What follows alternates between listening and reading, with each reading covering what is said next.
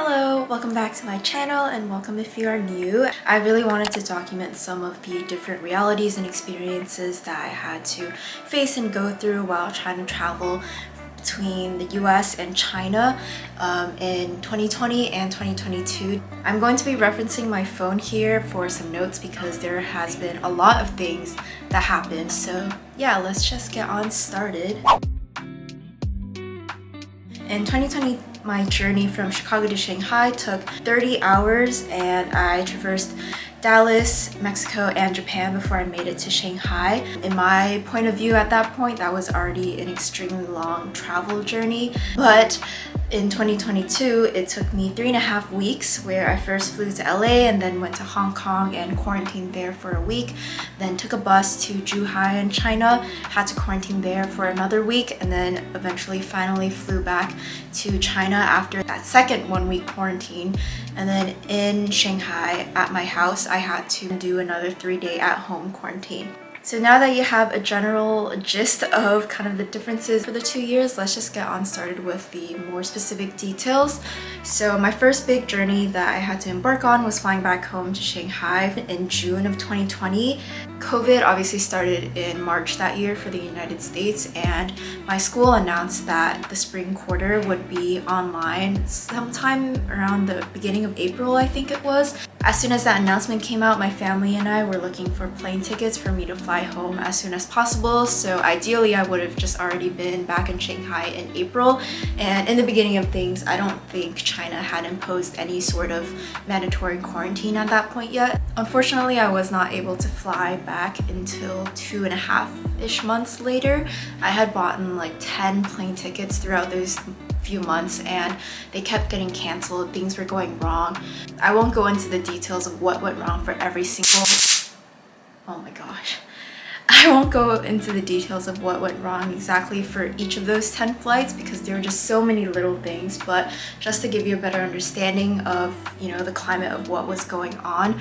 One of the examples was that one of the flights that I had bought was to transfer in Taiwan, but unfortunately after I bought that flight, it was canceled because Taiwan closed off their borders as a transfer point, and so many countries like Taiwan, Korea, Japan were also like slowly closing off. So that was one of the many reasons why some of my plane tickets did not go through. Honestly, thinking about it now, I'm very lucky that I was able to go back at all. Another big difficulty was that China eventually closed off their own borders toward foreigners. I do have an American passport, but because I have basically a Chinese green card, it's like a permanent residence card, I am allowed entry, but a lot of my other friends from my high school, they have, typically just like a visa, but visa users were not allowed into China. So now on to the actual traveling. The Chicago airport was really empty at that point. It was like mid-June of 2020. No one really was traveling. People in general, I think, were still more scared about COVID. So I was fully equipped, with gloves, and later you'll also see me with goggles and like a clear visor mask thing that I wore. So I just went on to my first flight to Dallas. It was pretty chill, just like around 2 hours or so. I was fully equipped, obviously, still, and it looked pretty ridiculous on the plane because since it was Chicago to Dallas, most people on the plane were not very equipped or as paranoid or scared about COVID. And then my next flight was very soon after I landed in Dallas, and it was to Mexico. And so I had a very long layover of like 12 hours or so in Mexico. So at first it was really fun because I got to, kind of explore the airport, although a lot of things were closed or like kind of socially distanced. I got to eat some pretty good food, but at some point it started to get really long and I got really tired, and it was definitely very like lonely and isolating of an experience. Closer to the time of my flight, I was able to access the lounge since my flight was a business class seat, and in the lounge was also pretty cool. I got to eat some free food and drinks. And then to prep for the long 14-hour flight ahead of me, I wanted to take off my contacts and switch into glasses and also put on my thicker N95 mask. I honestly don't remember much about the flight itself, but I would think that it's pretty comfortable looking at the clips now of what my seating was like.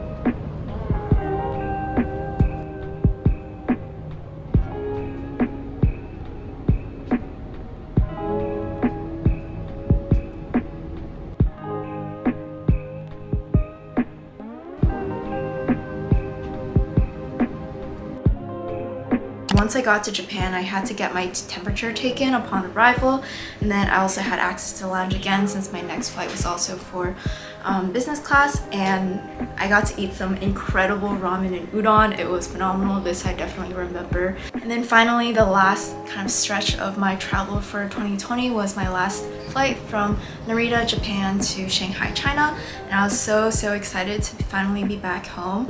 The airport looked a lot more different because it was all like closed off and routed off so that everyone kind of had to go through this one same process. We had to get a COVID test done. We had to kind of select which quarantine hotel to go in. So at that point, they were sectioned off by different districts. So if you lived in Shanghai, you would go to the booth with your district. So I lived in Jing'an district, so I went to that one. And then from there, I think I had a choice of like 2 to 3 different hotels to choose from. And after you choose from that, you kind of just wait for a bus and they take you to the hotel for the quarantine. So the hotel was really near my house, so my mom came the same day that I went to my hotel from the airport, and I was able to see her briefly, although we were like separated and we couldn't interact closely. And she dropped off some snacks and clean sheets and blankets for me to change. And all the food was delivered to us onto that little table right outside our door. And it was interesting because they gave us this little like bottle with pellets that we were supposed to put into the toilet after we took a dump. That's supposed to like sanitize it. I guess obviously I won't go into more of it.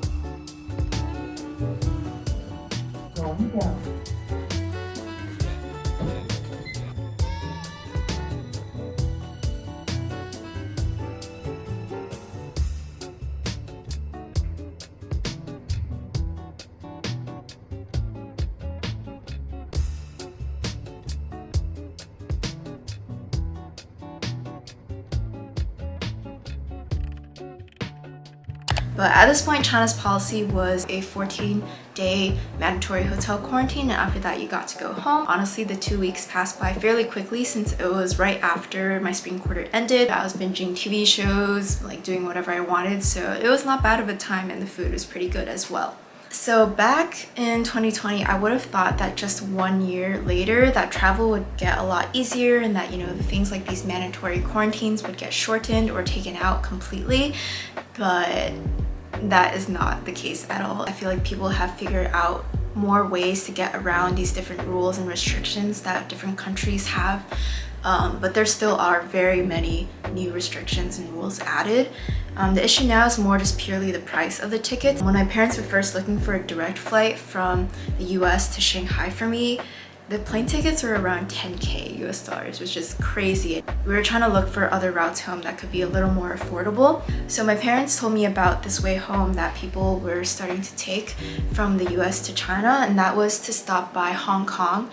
And so they said that when they were looking, they unfortunately couldn't find any flights that would go from the US to Hong Kong and then directly Hong Kong to Shanghai again, so that I only have to quarantine in Shanghai and that'll be it. So I unfortunately had to quarantine 2 times. So at this point, China's policy was a hotel quarantine for 14 days and then at-home quarantine for 7 days, which adds up to 3 weeks, which is a long time considering I still had another week of quarantine in Hong Kong, which makes it a full month of quarantine. So that was pretty rough, but because this is the last summer break that I'll be getting, since I will be starting my first full-time job in September, I thought that was still something that was worth it to me. This time I first had to go to LA and then go from LA to Hong Kong. I purposely chose a really early flight in LA because I gave myself time to have, I think it was like a 12-ish hour layover again, but because I had a friend in LA and I kind of wanted to, you know, explore and have some fun before going back, that's what I went with. And compared to the empty airports from 2 years ago, obviously the US airports kind of look pretty much normal. After I landed in Hong Kong, we had to take 2 COVID tests, 1 PCR and 1 rapid, and the rule was that if your rapid test came out negative, then you would be allowed to leave the airport and go to your quarantine hotel. And you also had to pre-book your quarantine hotel in Hong Kong and have a printed copy of your hotel reservation, as well as a negative PCR test report from 3 days before to enter Hong Kong. But the whole process of registration and doing COVID tests and whatever took a lot longer than I thought. I think it took around 2.5 to 3 hours.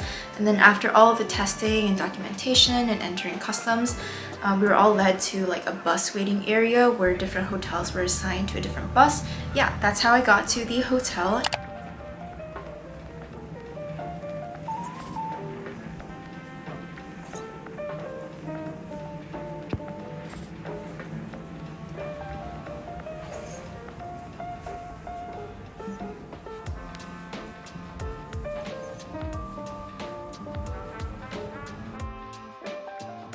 And if you haven't already, you should check out my What I Eat in a Week Hong Kong Hotel Quarantine Edition video that's out now. We also had to fill out a health form. There were 2 daily temperature checks that we had to do and like a little self-symptom check thing. I also had to do a mandatory COVID test on day 5, as well as 1 day later to that, because apparently someone in the hotel or on my floor tested positive, so they just wanted to be sure again. I did not have to leave my room. The workers would come to the front of your door. They would ask you to bring a chair and a garbage can to the really opening. You would sit there, they would do the test for you, and then they would throw the stuff into your own trash can and they would leave. During this whole time, I still did not know how I was going to get back to Shanghai from Hong Kong. And so while I was in my quarantine, my parents were frantically still helping me search for a flight back home. It was very difficult because at this point, a lot of Chinese people were trying to go through the same route. So tickets from Hong Kong to China were in super high demand, and they were both very expensive and also both really hard to get a spot in. Again, there was a lot of stressful things and little details that I won't go into here, but at some point I thought I was possibly going to be on a flight on the next day. That was a few days like after I got out of my quarantine, and so I had to get a 48-hour COVID test, and we were rushing because the COVID test center was closing. We had to pay more to go to a different facility to get a COVID test to ensure that the report would come out in time, and at the end none of those flights worked out, and in the end I was able to secure a bus ticket from Hong Kong to Zhuhai in China. That was the last method that actually worked out for me, and that came in super duper clutch, because if not for that, I don't know when I would be able to be back in China. And so for the bus ride at the bus station, we had to do another COVID test after checking in, and we were told to wait there, and once we got a result, we got a wristband that would kind of give us the green light to go and board the bus. There were also some more like health and personal information forms that we had to fill out on our phones before boarding the bus. And it was honestly a very, very stressful experience going on the bus, just because it was very unfamiliar to me, and there were so many little things that I feel like could go wrong. Like I was scared that my test result was not going to come out on time for me to make it to the bus, but it all worked out in the end. But it was really cool. The bus ride itself was only like max 1 hour long. The bus ticket itself was also like $10 US, and it was super cool because the bus went along the, I forget the name of it right now, Hong Kong, Macau, China, Zhuhai bridge. And then after arriving in Zhuhai, I had to fill out a testing consent form and then do another COVID test, and then go through all the classic like customs and things like that. Because of the specific bus that I had gone on, I was then taken to another city in China nearby called Zhongshan for the actual quarantine. How the bus and different quarantine systems worked was that different like times of the bus, for example, if you went on the 12 o'clock bus, the 2 o'clock bus, those would go to quarantine in Zhuhai, and then the 1 o'clock bus, 3 o'clock, whatever, would go to quarantine in Zhongshan, things like that. They kind of split it out and spread it out like that, just because I think of all the people coming into Zhuhai from Hong Kong, like their quarantine hotels were reaching max capacity, and they kind of needed more space, and so that's why they spread it out this way. So very quickly after, the bus arrived and I was taken to the quarantine hotel, and there I had to do my 3rd COVID test of the day at the hotel before we checked in. So that was kind of annoying, but most of the times the COVID test that they do in China/Hong Kong is not the nose swab, it's actually the throat swab, which like doesn't really hurt at all. So that was pretty chill.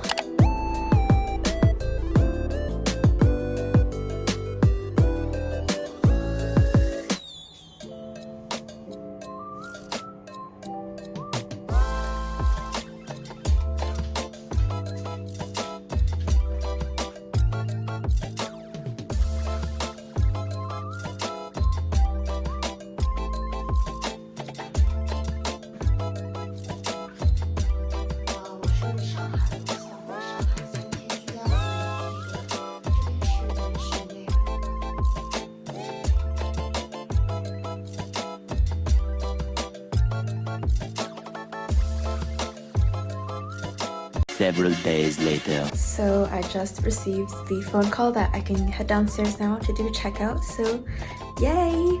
Finally done with my hotel quarantine. Hopefully I won't need to do this again for a long while because they'll like get rid of it or make it way shorter, like 5 days or something. But yeah, I'm super excited to be finally going home. I haven't seen my family in nearly 2 years now, so very excited.